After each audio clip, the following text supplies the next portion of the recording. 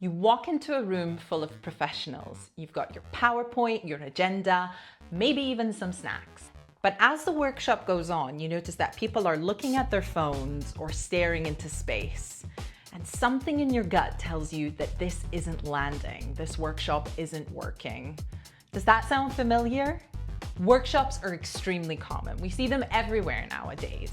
But the good ones, the ones that change the way you think about things or inspire you to do things differently, the ones that actually create change, those are rare.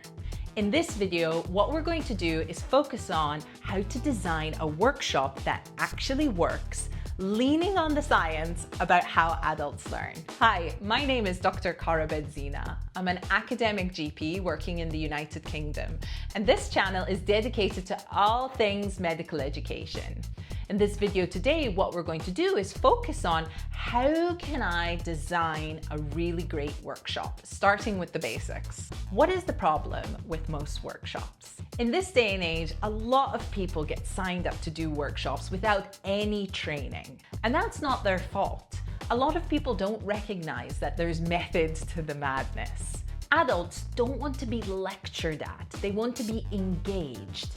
They need information that's applicable to their life and recognizes their experience.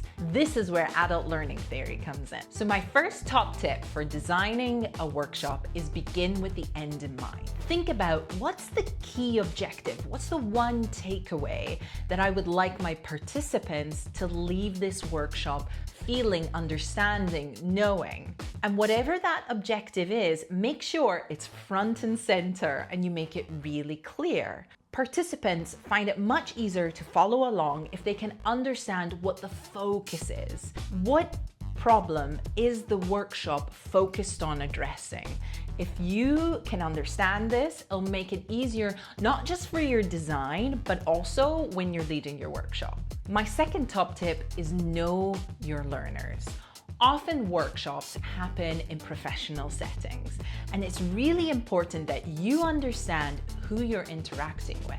Most adults who come to workshops bring a wealth of experience. And this isn't just white noise. You've got to lean in and listen to this experience. So when you're designing your workshop, you not only need to think about who is the audience that I'm engaging with so that I can design resources that speak to them or designed activities that speak to them, but also you want to make sure that at the early bit of the workshop, there is space where the participants can reflect on their own experiences. Depending on how you believe learning actually happens, there is a theory out there that talks about the fact that what we learn is really based off of what we've already experienced and what we've already know. So giving your participants the opportunity to think back about similar experiences that they've encountered or stuff that they've done that's related to your topic at hand brings that knowledge to the surface. So no matter what you do in your workshop, it's really important that early on you create space for that kind of reflection. This also acknowledges the wealth of knowledge that you've got in the room. Often when you're engaging in a workshop, you're there not to lecture, but facilitate. And that means recognizing the people you have in front of you and what they bring to the table.